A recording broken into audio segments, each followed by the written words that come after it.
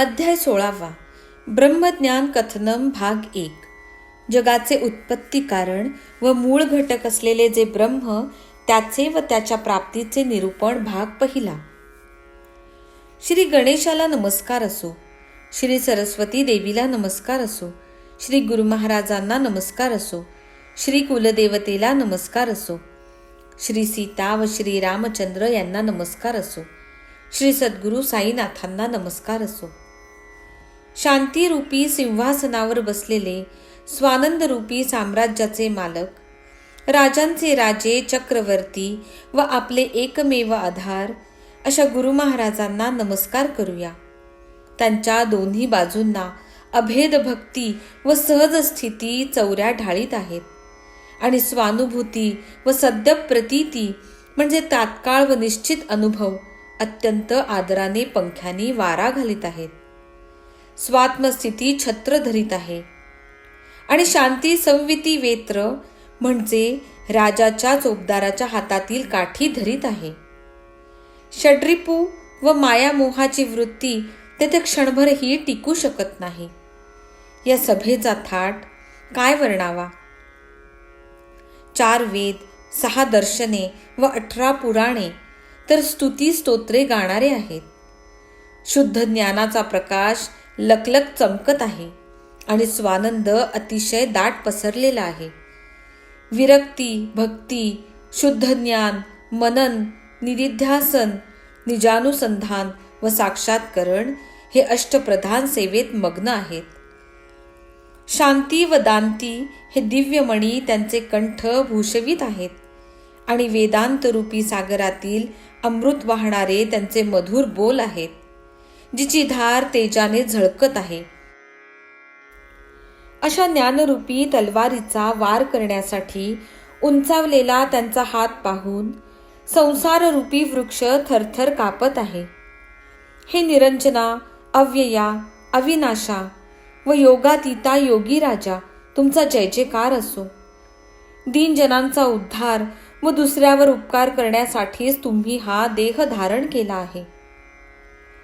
दासगणू महाराजांनी आपल्या भक्ती सारामृताच्या अध्याय 52 मध्ये साईबाबांचे असेच सार्वभौम राजा परी सुंदर वर्णन केले आहे. धैर्य हाच ज्याचा पिता, क्षमा हीच ज्याची माता, शांती वधू तत्वता, दया भगिनी शोभली. सुविचार हाच भ्राता, पलंग मेदिनी सर्वथा, स्वानंद साम्राज्य भोगिता, होय बुध हो हा योगी. ऐसा सार्वभौम राजा परी, हा योग योगेश्वर निर्धारी, म्हणून दंभ पळाला दुरी, भये या बादशहाच्या. मागच्या अध्यायात श्री साईबाबांनी एका भक्ताची इच्छा पूर्ण करून त्याने केलेला नेम पुरवून त्याला त्याच्या मनाची खूण कशी पटवली याचे वर्णन झाले. सद्गुरूंच्या सर्व इच्छा पूर्ण झालेल्या असतात. शिष्य त्यांच्या इच्छा काय पूर्ण करणार. शिष्यांची सेवा करण्याची इच्छा पुरवून त्याला ते निरीच्छ करतील. भक्तीने फूल किंवा पान सुद्धा त्यांना अर्पण केले तर ते अत्यंत प्रेमाने घेतील. परंतु तेच ताठ्याने किंवा दिमाग दाखवून दिले तर त्याचा लागलीच अव्हेर करतील. सत्य, ज्ञान व आनंदाचे ते सागर असल्याने त्यांना दिखाऊ उपचाराचे महत्त्व वाटत नसते. परंतु तेच श्रद्धा व भोळ्या भावाने अर्पण केले असता ते त्याचा अत्यंत आनंदाने स्वीकार करतात. स्वतःला काहीच समजत नाही असे दाखवतात, परंतु अज्ञान घेऊन ज्ञान देतात आणि शास्त्रसिद्ध रूढींच्या मर्यादा न ओलांडता शिष्यांना गोड शिकवण देतात. त्यांची प्रेमाने सेवा केली असता सेवा करणारा ब्रह्माशी म्हणजे परमेश्वराशी ऐक्यता प्राप्त करतो. इतर सर्व साधने सोडावी आणि गुरुसेवेत लीन व्हावे. त्या सेवेत थोडीही कुचराई केली किंवा त्यात आपली चतुराई दाखविली तर साधक संकटात पडेल. गुरुच्या पायी विश्वास पाहिजे. स्वतः शिष्य काय करतो, सद्गुरूच त्याची सोय लावतो. शिष्याला आपल्या संकटाची कल्पना नसते. गुरुच नकळत त्याचा उपाय करतो. गुरुपेक्षा आणखी मोठा उदारदाता त्रिभुवनात दुसरा कोणी नाही. शरणगतांचा जो श्रेष्ठ आश्रयदाता, त्या सद्गुरूला शरण जाऊया. सद्गुरूला चिंतामणीची म्हणजे इच्छिलेली इष्टवस्तू देणारे एक स्वर्गीय रत्न याची उपमा द्यावी. तर चिंतामणी फक्त चिंतिलेलेच देतो, परंतु गुरु अचिंत्य म्हणजे जिचा मनात विचारही आला नसेल अशी वस्तू देऊन भक्ताला आश्चर्याचा धक्का देतो. कल्पतरुशी तुलना करावी तर तो भक्त जे मनात आणील तेच पुरवितो, परंतु गुरुराज निर्विकल्प म्हणजे जेथे कोणतीही कल्पना किंवा विचार नसेल अशी स्थिती देतो. कामधेनू इच्छा करावी तेच देते, पण गुरुरूपी धेनूची थोरवी तिच्याहून मोठी आहे. गुरुरूपी धेनूशिवाय अचिंत्य दानी अशी पदवी कोण बरे मिरवू शकेल. आता श्रोत्यांना हीच विनंती की मागच्या अध्यायाच्या शेवटी मी ब्रह्मार्थीला ब्रह्मज्ञान कसे प्राप्त झाले ते सांगेन म्हटले होते. त्या कथेकडे लक्ष द्यावे. आलेल्या ब्रह्मज्ञानाच्या भोगत्याची बाबा कशी तृप्ती करतात, आपल्या भक्तांना कसा उपदेश करतात ते परमार्थ साधण्यासाठी ऐकाजी. संत नेहमी कुठलीही इच्छा नसलेले असतात आणि त्यांच्या इच्छा संपूर्णपणे पूर्ण झालेल्या असतात, परंतु भक्तांना खूप इच्छा असतात आणि त्यांच्या इच्छा सदा अपूर्ण असतात. कोणी पुत्र संतती मागतात, कोणी राज्य संपत्ती मागतात, कोणी भावभक्ती मागतात, तर एखादा संसारातून मुक्ती मागतो. अशाच एका भावार्थी परंतु पैसा मिळवण्यात दंग असलेल्या भक्ताला बाबांची उदंड कीर्ती ऐकून त्यांच्या दर्शनाची ओढ लागली. घरी खूप संपत्ती व संतती होती, नोकर चाकरही पुष्कळ होते. त्याच्या मनात आले की उदार मूर्ती बाबांचे दर्शन घ्यावे. बाबा मोठे ब्रह्मज्ञानी आहेत, साधू संतांचे मुकुटमणी आहेत, त्यांची करणी अगाध आहे. त्यांच्या चरणी मस्तक ठेवूया. आपल्याला दुसरी कसली कमी नाही, तर आपण ब्रह्मज्ञान मागूया. हे सहज लादले तर मी धन्य होईन. त्यावर त्याचे मित्र म्हणाले, ब्रह्म जाणणे सोपे नाही, ते तुझ्यासारख्या लोभ्याला प्रकट होणे कठीण आहे. धन, स्त्री व मुले बाळे यांच्या पलीकडे ज्याला सुखाचे साधन माहीत नाही, ज्याला ब्रह्म हे केवळ स्वप्नच वाटते, त्याला ते शांती कशी देईल. इंद्रिय दुर्बल झाली आणि जगात कोणी मान देईनासे झाले की उगाच रिकाम टेकडे बसल्यावर ब्रह्माचे सूत कापतात, म्हणजे वेळ घालवण्यासाठी ब्रह्म जाणण्याचा प्रयत्न करतात. तशी ही तुझी ब्रह्म जाणण्याची इच्छा आहे. तुझ्या चिकट हातातून हा पैसा सुटल्याशिवाय तुझी ही इच्छा पुरविणारा तुला कोण भेटायचा नाही. असो, अशी आस्था मनात धरून तो ब्रह्मार्थी परत भाड्याचा टांगा करून शिर्डीला निघाला आणि तेथे पोहोचल्यावर त्याने साईंचे दर्शन घेतले आणि त्यांच्या पायांना नमस्कार केला. मग साई जे गोड शब्द म्हणाले ते आता श्रोत्यांनी ऐकावेत. हा साई कथारूपी कल्पवृक्ष लक्ष देण्याच्या रूपाचे पाणी पाजल्याने पक्का रुजेल आणि श्रोत्यांचा आदर जसा जसा वाढेल तसा तसा त्यावर फळांचा भार उगवेल. सर्वांगी तो रसभावाने भरेल, सुगंधित पुष्पांनी फुलेल, मधुर फळांच्या भाराने वाकेल आणि भोगत्यांची इच्छा पूर्ण होईल. ब्रह्मार्थी म्हणाला, बाबा मला ब्रह्म दाखवा, हेच जीवाशी धरून मी येथे आलो आहे. लोक म्हणतात शिर्डीकर बाबा ब्रह्म चटकन दाखवितात, म्हणून इतक्या दूर आलो. मार्ग कंठता फार थकलो, तरी जर ब्रह्म मिळेल तर कृतकृत्य झालो म्हणेन. बाबा म्हणाले, चिंता करू नकोस, ब्रह्म आता रोकडे दाखवितो. येथे उधारीची गोष्ट नाही. तुझ्यासारखा विचारणाराच मिळणे कठीण. बहुतेक लोक धनसंपत्ती मागतात, रोग व संकटे निवारा म्हणतात आणि सदा लौकिक मान, राज्यपद व सुख मागतात. केवळ या जगातील सुखासाठी लोक शिर्डीला धावून येतात आणि माझ्या फकीराच्या भजनी लागतात. ब्रह्म कोणीही मागत नाही. अशांचाच मला सुकाळ म्हणजे सुबत्ता विपुलता आहे आणि तुझ्यासारख्यांचाच दुकाळ म्हणजे दुष्काळ आहे. ब्रह्मजिज्ञासूंचा मी भुकेला आहे.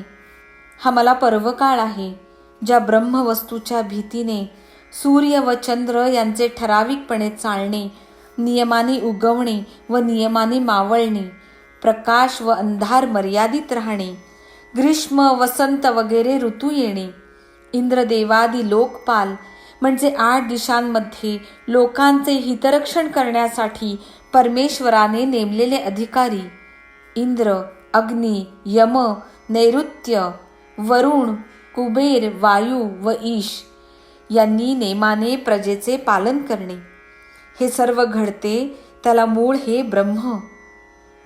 म्हणून शरीर पडण्यापूर्वी विचारवंत पुरुष ब्रह्म प्राप्त करण्याचा पुरुषार्थ साधून घेतात. नाहीतर सतत पुनर्जन्माचा फेरा निश्चितपणे पाठीशी लागतो. हे ब्रह्म जाणल्याशिवाय जर शरीर पडेल तर संसाराचे बंधन पिच्छा पुरविल आणि पुनर्जन्म चुकणार नाही. भयादस्याग्निस्तपती भयात तपती सूर्यः भयाद इंद्रश्च वायुश्च मृत्युर्धावती पंचमहा. ज्याच्या भीतीने अग्नी तापतो, सूर्य प्रकाशतो, ज्याच्या भीतीने इंद्र, वायू व 5वा मृत्यू आपापल्या कामात तत्पर असतात. इह चेदशकद बोद्धुम प्राक् शरीरस्य विस्रसः ततः सर्गेषु लोकेषु शरीरत्वाय कल्पते.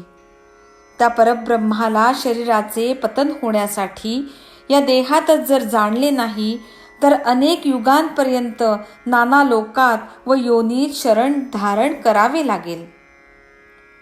तुला ब्रह्मच काय, सगळे ब्रह्म गुंडाळे दाखवितो. तेच तुला नखांपासून शेंडीपर्यंत घट्ट गुंडाळीत आहे आणि तेच मी उकलून वेगळे करतो. काय ती अमृताच्या गोडीची वाणी, जणू काय अनुपम किंवा सर्वश्रेष्ठ सुखाची खाणच. जे प्राणी संशयरूपी झोक्यावर बसलेले आहेत त्यांचाही उद्धार करण्यास ती समर्थ आहे. तात्पुरता आनंद देणाऱ्या सुखाच्या मोहात जे रात्रंदिवस गुंतलेले आहेत त्यांनाही बाबांची ही वचनरूपी वाट शास्त्रांनी योग्य म्हटलेल्या आचरणाकडे नेऊन सोडील. चिंतामणी प्रसन्न झाला तर लौकिक सुख हाताशी चढेल आणि महेंद्र प्रसन्न झाला तर स्वर्ग संपत्ती लाभेल. परंतु गुरुची विशेषता याहूनही विशेष आहे. गुरुसारखा दाता कोणी नाही. तो जर सुप्रसन्न होऊन पावला तर प्राप्त होण्यास कठीण असे ब्रह्मच भक्ताला दाखवील. या गोड कथेच्या श्रवणाने संसार दुःखाचा विसर पडेल. ब्रह्मार्थियांना कसे शिकवावे हे बाबा जाणत होते. असो, बाबांनी मग त्या ब्रह्मार्थीला बसविले आणि क्षणभर दुसऱ्या व्यवसायात गुंतविले. जणू काय तो प्रश्नच आपण विसरलो असे त्याला दाखविले. मग बाबांनी काय केले? एका मुलाला जवळ बोलाविले आणि त्याला म्हणाले, लवकर जा आणि नंदू मारवाड्याला निरोप दे की बाबांना फार जरूर आहे. 5 रुपये थोडा वेळ उसने दे चटकन. मुलगा नंदूच्या घरी गेला तर त्याच्या दाराला कुलूप होते. तेव्हा तसाच माघारी येऊन त्याने बाबांना ती बातमी सांगितली. बाबा म्हणाले, परत जा. बाळावाणी घरी असेल, त्याला तोच निरोप देऊन रुपये घेऊन ये. त्याची ही सुद्धा फेरी व्यर्थ गेली. बाळावाणीही तेव्हा घरी नव्हता. मुलाने येऊन हे घडलेले बाबांना सर्व सांगितले. नंतर आणखी 1-2 ठिकाणी बाबांनी त्याला घाईने धाडले. हेलपाट्यांपायी तो थकला, परंतु कवडी सुद्धा मिळाली नाही. नंदू व बाळावाणी यापैकी कोणीही घरी नव्हते हे बाबांना पूर्णपणे माहीत होते. अंतर्ज्ञानीच होते ना महाराज. चालते बोलते ते ब्रह्म. त्यांना काय 5 रुपयास अडेल? परंतु त्या ब्रह्मार्थियापायी ही नवलाई मांडिली. पाहुणा घरी आल्यावर त्याच्या पाहुणचारासाठी जे मिष्ठान्न किंवा शिरा केलेला असतो तो इतरांना पण खायला मिळतो. तसे या ब्रह्मभोक्त्याचे निमित्त पुढे करून महाराजांनी सर्वांच्या कल्याणासाठी भक्तांना उपदेश केला. त्या ब्रह्मार्थीच्या खिशात त्यावेळी 250 रुपयांचे पुडके होते. हे साईनाथांना कळले होते. ब्रह्मार्थीला हे कळत नव्हते का? त्याला डोळे नव्हते का?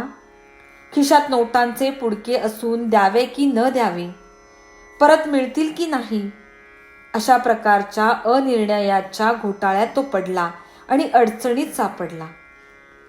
साईबाबांना 5 रुपया उधार आणि त्याही एक घटकाभर द्यायचा धीर त्याला झाला नाही आणि ब्रह्मसाक्षात्कार मागायला येतो. साई महाराज सत्यवचनी व हात उसनी रक्कमही लहान, तर ती देऊन पहावी असे त्याच्या मनात येताच संशय येऊन आदळला. 5 रुपयांची ती काय कथा, पण तेही द्यायला ज्याचा जीव होत नाही, एवढी पण सोय करता येत नाही, तो मूर्तिमंत लोभच जन्मला नाही का? इतर कोणी फाळा भोळा ज्याला बाबांचा खरा जिव्हाळा असता, त्याने हा उसनवारीचा सोहळा उघड्या डोळ्यांनी बघितला नसता. ब्रह्माची ज्याला इतकी तहान लागली होती, त्याला हा प्रश्न समजला नसेल असे मला नाही वाटत. परंतु तो धनाच्या मोहाने झपाटलेला होता. स्वस्थ बसावे तर तेही नाही. परत जाण्याची घाई सुटली. बाबांना म्हणाला, ब्रह्म ठिकाणी पाडा की.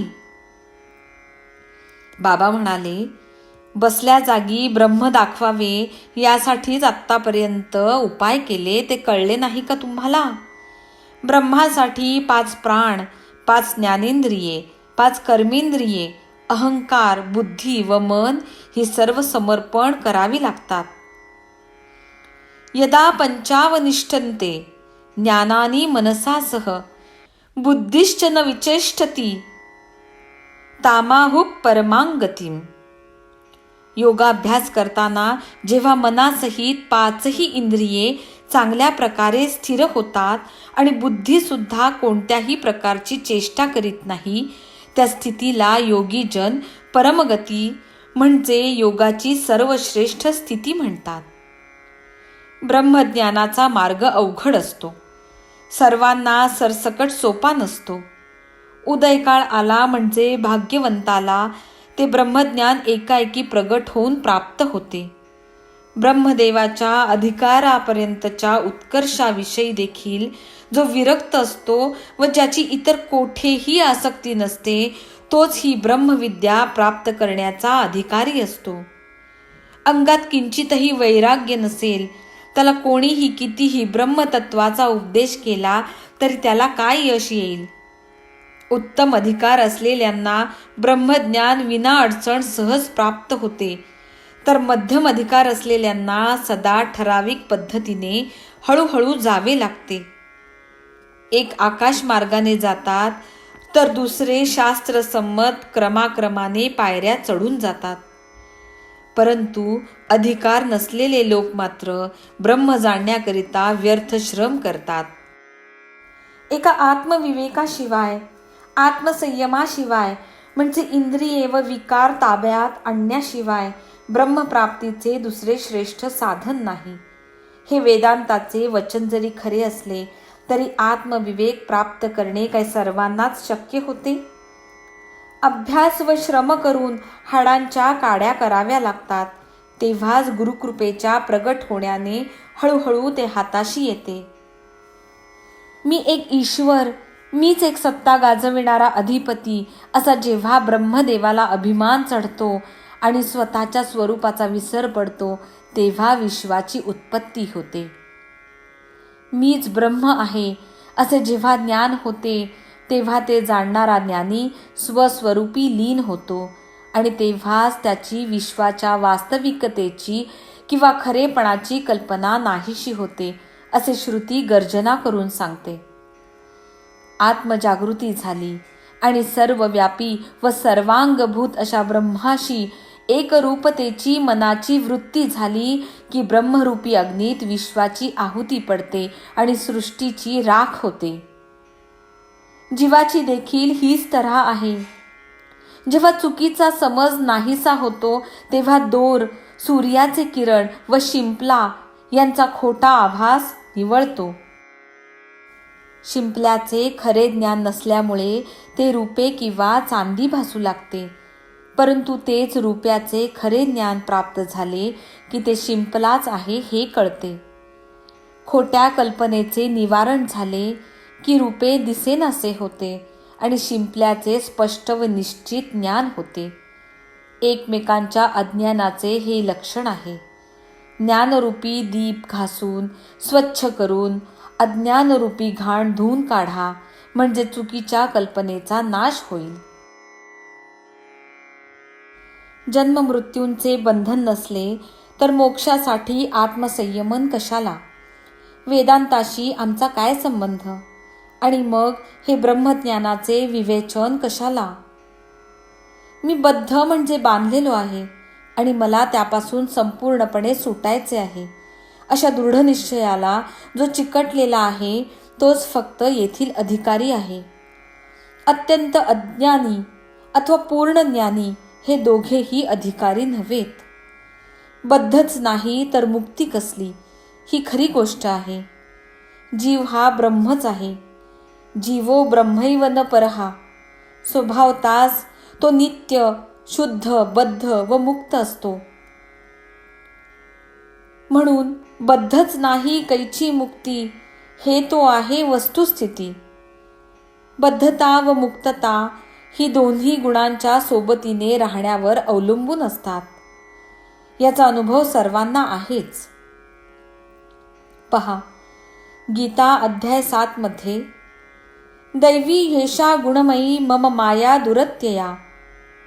ब्रह्म जेव्हा मायेशी किंवा त्रिगुणात्मक प्रकृतीशी संबंध जोडते तेव्हा ते आपल्याला बद्ध झालेले समजते.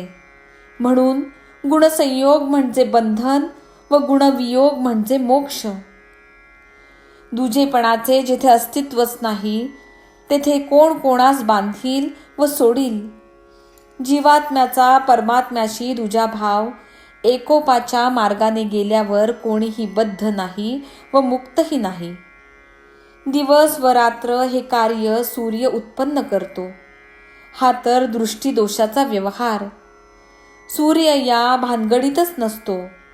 मी एक करता, मी एक भोगता असा चित्तात अभिमान धरून स्वर्ग व नरकाच्या सुखदुःखांचा अनुभव घेतला की इच्छांचा हव्यास वाढतो. आत्मा हा सदा असणारा, प्राचीन व कधीही नाश न पावणारा आहे. जन्म मृत्यू विकार त्याला बाधत नाहीत. अजो नित्य शाश्वतो यम पुराणो न हन्यते हन्यमाने शरीरे. ओंकार हे त्याचे मूर्त स्वरूप आहे. त्याला आरंभ व शेवट नसून स्वतंत्र आहे.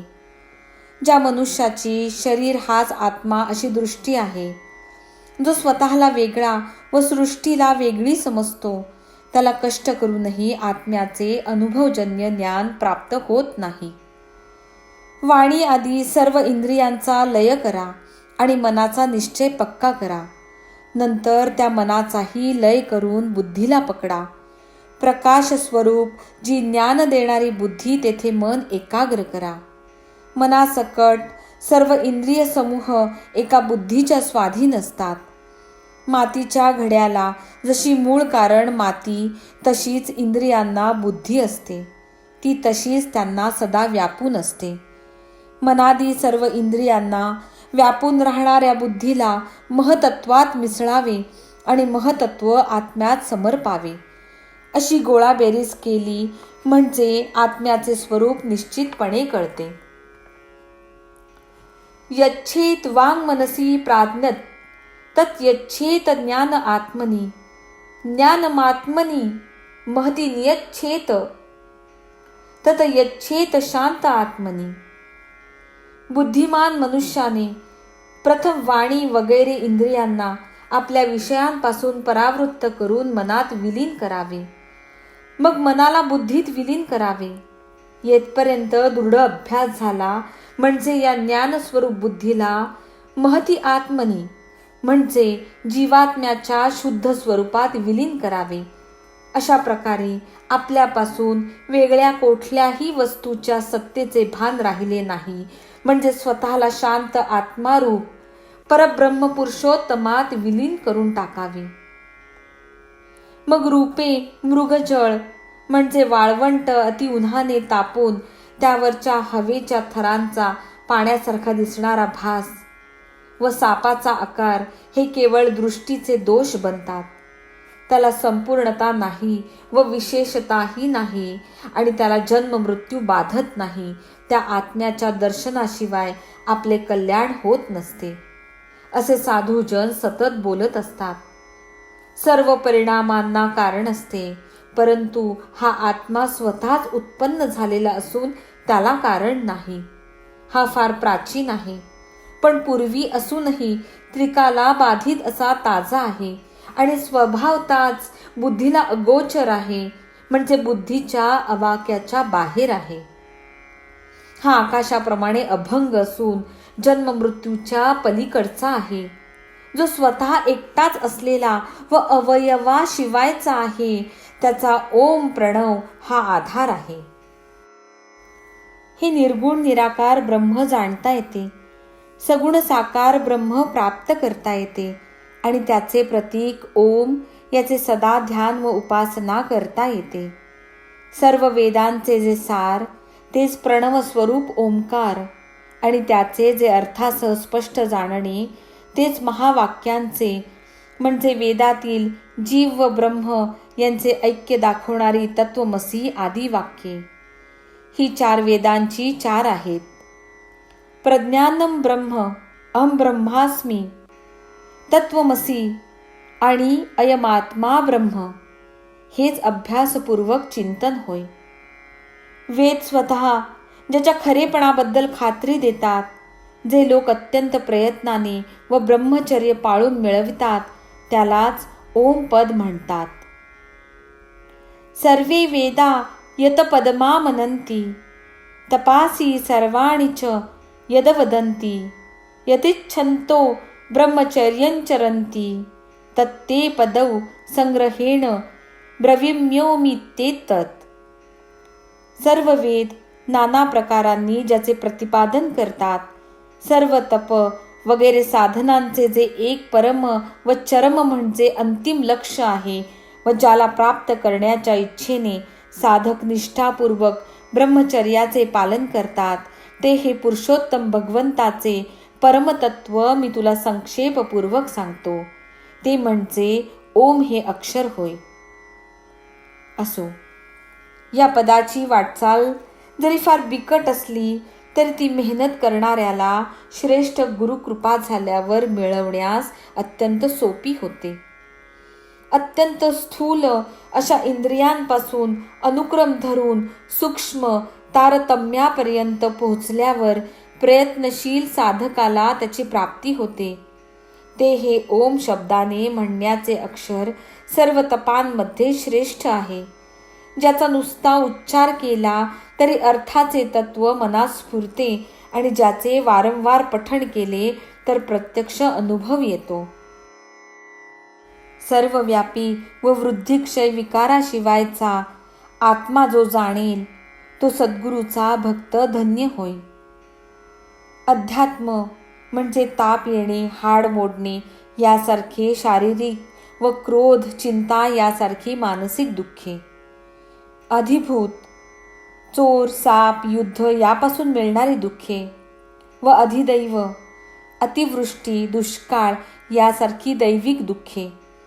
या 3 प्रकारच्या दुःखांनी गांजलेले लोक हे भाग्य कसे भोगू शकतील? हे वैभव तर फक्त संतांचेच असते.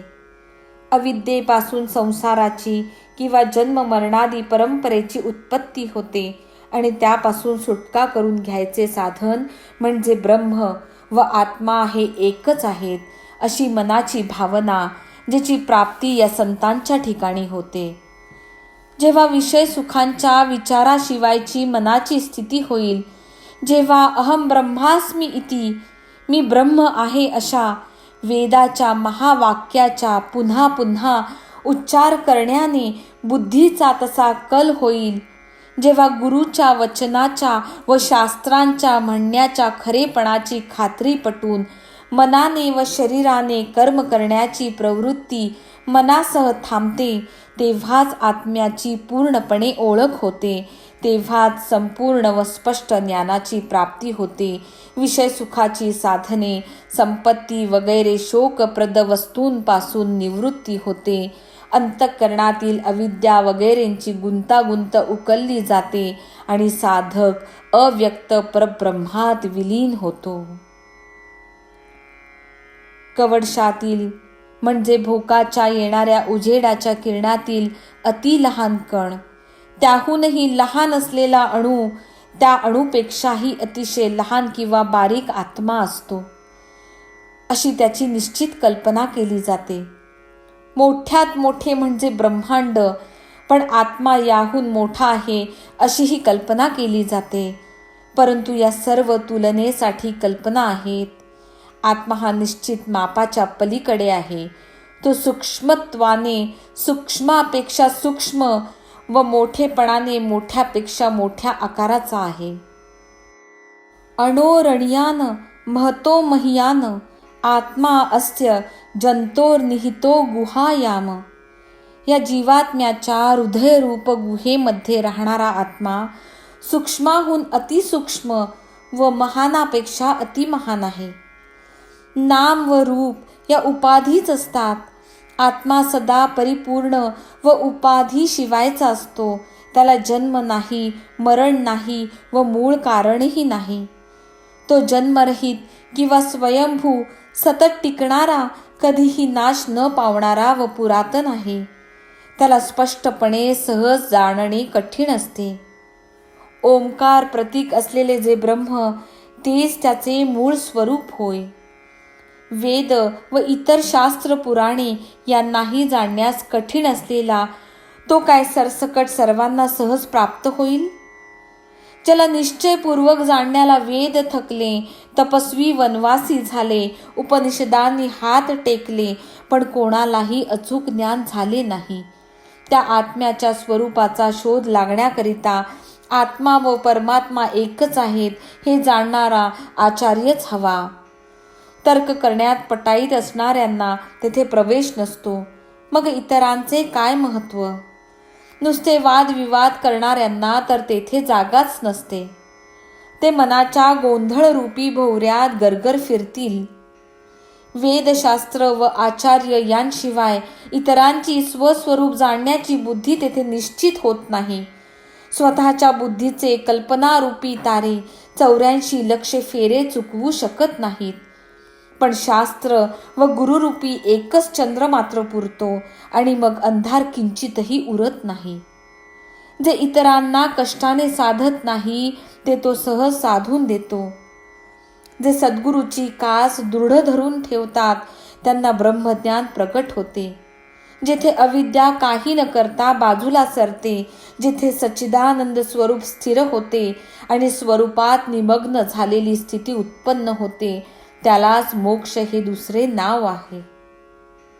हेच जीवाचे अत्यंत अपेक्षित ध्येय आहे. ज्याकरिता ब्रह्म म्हणजे परमात्म्याशी एकरूप होण्याची आसक्ती असलेले व आत्मचिंतनात निमग्न होण्याची आवड असलेले साधक फार कष्ट करतात. स्वस्वरूपी मन अस्थिर झाले की इंद्रियांनी भोगण्याच्या विषयांची खळबळ उडते. स्वस्वरूपी मन स्थिर झाले की ते क्षीण होतात. जो स्वस्वरूपापासून तोंड फिरवितो त्याच्या समोर विषय सदा उभे राहतात, पण जो स्वस्वरूपाकडे पाहतो त्याच्यापासून विषय तोंड फिरवितात. जो मोक्षाचीच मात्र इच्छा करतो, दुसरी कसलीही इच्छा मनात ठेवत नाही आणि या पृथ्वी लोकाचा व परलोकाचा किंचितही लोभ धरत नाही, तोच मोक्षाचा अधिकारी असतो. यातील एका लक्षणाने जरी कोणी कमी असेल तरी तो मुमुक्षू म्हणजे मोक्षाची इच्छा करणारा नव्हे, हे स्पष्ट जाणा. एका डोळ्याने अंधळा माणूस देखणेपणाचे जसे ढोंग करतो तसा तो मुमुक्षुत्वाचे केवळ ढोंग करतो. अहंकार गळल्याशिवाय, लोभाचे उच्चाटन झाल्याशिवाय आणि मन आसक्तीरहित झाल्याशिवाय ब्रह्मज्ञान मनात पक्के ठसत नाही. देह हाच आत्मा आहे अशी जी बुद्धी तीच माणसाला भ्रमात टाकते.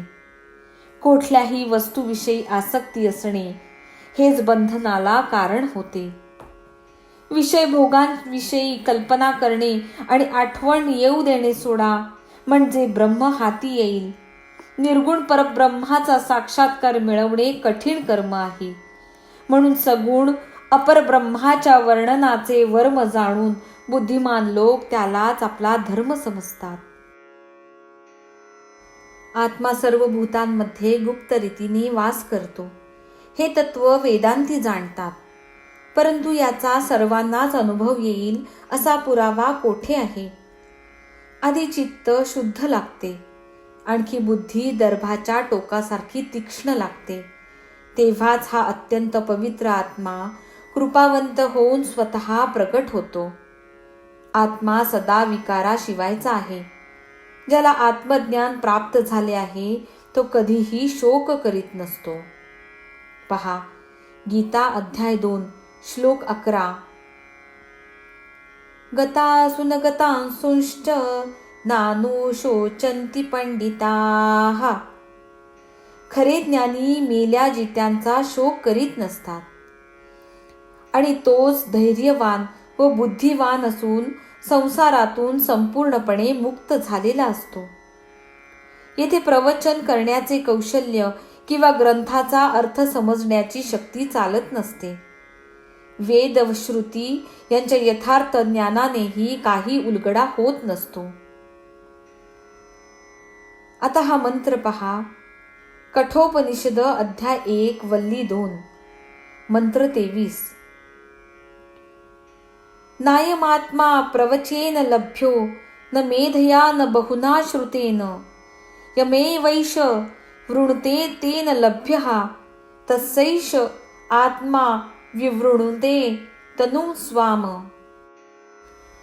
हा आत्मा म्हणजे परब्रह्म परमात्मा प्रवचनाने, बुद्धीने किंवा पुष्कळ शास्त्र श्रवण केल्यानेही प्राप्त करणे शक्य नसते. जो ज्याचा स्वीकार करतो त्यालाच तो प्राप्त होऊ शकतो. त्याच्यासाठी तो आत्मा स्वतःच आपले खरे स्वरूप प्रकट करतो. आत्मा नित्य व विकाराशिवायचा आहे आणि शरीर अनित्य व सदा बदलणारे असे जाणून जो आपले हित साधतो तोच योग्य व अयोग्य कार्याविषयी जागृत होय. आत्मज्ञानाला सदा कसलीच भीती नसते. तो स्वतःला एकटाच व या जगात स्वतःशिवाय दुसरे काहीच नाही असे समजतो. अशा प्रकारे दुजेपणाचा ठाव ठिकाणाच पुसून काढला की सर्व दुःखाचा नाश निश्चित फळास येतो. आत्मा जरी जाणण्यास अवघड असला, प्रवचने ऐकून त्याचा ठिकाणा सापडत नसला किंवा केवळ बुद्धीचा तेथे उपयोग होत नसला, तरी त्या आत्म्याला उपायांनी सहज जाणणे शक्य असते. ज्याला स्वतःला इतर कोठली कामना नाही आणि ज्याची आत्मज्ञान प्राप्त करणे हीच मात्र एक कामना आहे, असा जो आत्म्याची पुष्कळ प्रार्थना करतो त्यालाच हा श्रेष्ठ लाभ प्राप्त होतो. पोथी कीर्तन वगैरे ऐकताना तोच मी आहे अशा अभेद दृष्टीने जो पाहतो व हेच ज्याचे ध्यान राहते त्यावर आत्मा अनुग्रह करतो. जो सदा दुष्ट कृत्ये किंवा पापाचरणे करण्यास तत्पर असतो, जो सदा अशांत व अस्थिर असतो, ज्याचे चित्त एकाग्र नसते, अशा ज्ञानी माणसालाही तो पावत नाही. पहा, कठोपनिषद मंत्र 24. ना विरतो दुश्चारितान नाशांतो ना समाहितः ना शांत मानसो वापी प्रज्ञाने नैनमाप्नुयात. जो मनुष्य दुष्टकृत्यांपासून किंवा पापाचरणापासून विरक्त होऊन त्यांचा त्याग करीत नाही, ज्याचे मन ईश्वराला विसरून रात्रंदिवस संसारातील भोगात भटकत राहते, ईश्वरावर श्रद्धा नसल्याने जो सदा अशांत राहतो व ज्याची मन, बुद्धी व इंद्रिये स्वाधीन नाहीत, असा मनुष्य सूक्ष्म बुद्धीने आत्मचिंतन करीत असूनही त्याला प्राप्त करू शकत नाही. श्रुती व स्मृती यांनी सांगितलेली योग्य कर्मे जो करतो व अयोग्य कर्मे सोडून देतो, ज्याचे चित्त सदा एकाग्र असते, त्याच्या अधीन आत्मा असतो. पापाचरणापासून जो विरक्त, आचार्य व गुरु यांच्या चरणी जो विनम्र व फलाच्या इच्छेपासून जो निवृत्त, त्यालाच हा आत्मा प्राप्त होतो. विषय भोगांविषयी निष्काम झाल्याशिवाय, केवळ आत्म्याविषयी कामना धरल्याशिवाय आणि मनाची वृत्ती शांत झाल्याशिवाय आत्माराम पावणे कठीण असते. ब्रह्मज्ञानाची इच्छा असणाऱ्याचे तपाचरण पाहून जेव्हा आत्म्यास कृपा उपजेल, तेव्हाच तो स्वतःचे स्वरूप प्रकट करील.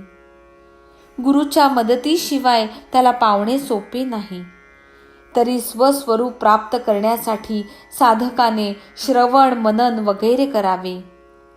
अभेद भावाचे नीट ध्यान ठेवावे, तरच आत्मलाभ सुखाने होईल. प्रपंच हा सर्व अज्ञानमय आहे आणि त्याच्या पसाऱ्याचेही मूळ कारण अज्ञान आहे. ज्ञानाशिवाय मोक्षाला थारा नाही, हे जरा समजून घ्या. शास्त्राच्या अनुभवाला तर्क व शोधक बुद्धी लागते. ज्ञान मात्र संसाराचा लय झाल्यावरच उत्पन्न होते, दुसऱ्या कशानेही शक्य नसते. मोठा साधू असो की नीच पापी असो, जीवात्मा हाच परमात्मा आहे हे जाणून जो वागतो, तोच खरा महान पुरुष होय. त्याचाच एक आत्मा अभेदात्मा असतो. ब्रह्म व आत्मा एक आहेत हे जे अनुभवपूर्वक ज्ञान, तोच ज्ञानाचा कळस होय. एकदा आत्मज्ञान झाले की सर्व अज्ञान नाहीसे होते. संपूर्ण आत्मज्ञान झाले की मग जाणण्यासारखे काहीच उरत नाही. साक्षात्कारामुळे त्यांच्याकडून हातातल्या वस्तूंप्रमाणे सारे जाणले जाते. त्याला आत्मज्ञानाचे फळ म्हणजे संसाराची अखंड निवृत्ती, परमानंदाची तात्काळ प्राप्ती व मोक्षाचा सुकाळ प्राप्त होतो. आत्मा सूक्ष्मापेक्षाही सूक्ष्म व महानापेक्षाही महान आहे, असे जे बोलणे ते फक्त त्याची सर्व व्यापकता बुद्धीला कळण्यासाठी असते. आत्मा सूक्ष्मही नव्हे व महानही नव्हे. येथील न्यूनाधिकता किंवा श्रेष्ठ कनिष्ठता ठरवण्याचा भाव हा नुसता कल्पनेचा खेळ आहे. तो आत्मा तर ब्रह्मदेवापासून ते झुडपापर्यंत सर्व चर व अचर वस्तूंमध्ये भरलेला आहे. असे हे वर्णन करण्यास अशक्य आत्म्याचे अस्तित्व बुद्धीला सामावून घेण्यासाठी वेदांती त्या अमर्यादितालाही वाचेने मर्यादित करतात. केवळ बुद्धी वैभवाच्या योगाने आत्म्याचे खरे वर्म हाती लागत नसते. साधू संतांच्या व सद्गुरूच्या संगतीने व त्यांच्या सेवेपासून होणाऱ्या कृपेने त्याची प्राप्ती होते. ब्रह्माचे सविस्तर वर्णन पोथ्या पुस्तकातून काय थोडे रोकडे भरलेले आहे. परंतु सद्गुरु कृपा जोवर होत नाही, तोवर या जगाचा शेवट होईपर्यंत देखील हा आत्मा हाताशी चढत नाही. नित्य व नैमित्तिक कर्म करून जोपर्यंत मन शुद्ध संस्कारांनी युक्त होत नाही, तोपर्यंत ब्रह्माचा अनुभव मुळीच लाभत नाही. ब्रह्मच फक्त नित्य आहे आणि बाकी सर्व अनित्य आहे आणि जे जे सर्व दृष्टीस दिसते ते सतत टिकणारे नाही, हे सत्य त्रिवार सत्य आहे. ब्रह्माचा वक्ताही दुर्मिळ, तसा श्रोताही दुर्लभ आणि प्रेमळ व अनुभवशील सद्गुरू तर क्वचितच सापडेल. ब्रह्म काय वाटेवर पडलेले आहे? जे योगी स्वतःला पर्वताच्या गुहांमध्ये कोंडून घेतात, यमनियमात बांधून घेतात व ध्यानधारणेत गुंतवून घेतात, अशांना देखील गुरुकृपा झाल्याशिवाय ब्रह्म दिसत नाही. ते तुझ्यासारख्या मूर्तिमंत लोभ्याला कसे बाबा लाभेल? ज्याचा पैशाचा फार लोभ असतो, त्याला ब्रह्मज्ञानाची प्राप्ती कल्पांती देखील कधीही होत नसते, हे पक्के ध्यानात ठेवा. परमार्थाच्या गोष्टी ऐकताना विषयभोगांचे चिंतन व प्रपंचाचा सतत विचार करीत राहिले की साक्षात्करण देखील तसेच मिळते. अंतःकरणाला मल म्हणजे राग द्वेषादी विकार, विक्षेप म्हणजे भ्रम किंवा मनाचा गोंधळ व आवरण म्हणजे आच्छादन किंवा दुर्बोधता, हे 3 दोष असतात. निष्काम कर्मे करून मलाचे निर्मूलन होते आणि उपासनेने विक्षेप धुवून निघतो. अशा प्रकारे स्वकर्म व उपासना करून कर्त्याच्या चित्ताला परिपक्वता येते आणि मल व विक्षेप यांचा नाश होऊन फक्त आवरण शिल्लक राहते. हे सर्व अनर्थांचे बीज आवरण ज्ञान प्रगट झाल्यावर जसा सूर्य उगवल्यावर अंधाराचा नाश होतो तसे नाश पावते. सत्य, ज्ञान, अनंत वगैरे लक्षणांनी ज्याचे वेदांतात निष्णात असलेल्या लोकांनी वर्णन केले आहे ते हे ब्रह्म ज्ञानी माणूस स्वस्वरूपी लीन होताच त्याच्या ठिकाणी प्रकाशते. थोडा अंधार व थोडे चांदणे असताना एकटा वाटसरू जंगलात चालत असताना शेंडा व फांद्या तुटलेल्या झाडाच्या खोडाला चोर समजून भीतीने तेथेच लपतो. त्याला वाटते मी एकटाच आहे आणि जवळ पैसा आहे. तो चोर तर वाटमाऱ्यासारखा टपून बसला आहे. आता विचार कसला करायचा, जीवाचा भरवसा नाही. तोच दुरून दिव्याचा उजेड येतो आणि खोडाचे खरे स्वरूप प्रगट होते. वाटसरूची भीती नाहीशी होते आणि स्वतःला झालेला चोराचा खोटा भास त्याला कळतो. असो, या ब्रह्माच्या प्राप्तीतील अडचणी श्रोत्यांना सांगितल्या. पुढील अध्यायात श्रेयाची इच्छा करणाऱ्याला श्रेय स्वतःचे रूप प्रकट करील. हेमाड साईंच्या चरणी लोळण घेतो आणि तोंडाला येईल ते बडबडतो. साई कृपा जे जे बोलायला लावते ते भोळे भाविक ऐकूत. सर्वांचे कल्याण असो. अशा प्रकारे संत व सज्जन यांनी प्रेरणा केलेल्या, भक्त हेमाडपंत यांनी रचलेल्या श्री साई समर्थ यांच्या सत्यचरित्राचा ब्रह्मज्ञान कथनम भाग 1 नावाचा 16वा अध्याय समाप्त झाला. श्री सद्गुरू साईनाथांना अर्पण असो. सर्वत्र मंगल असो.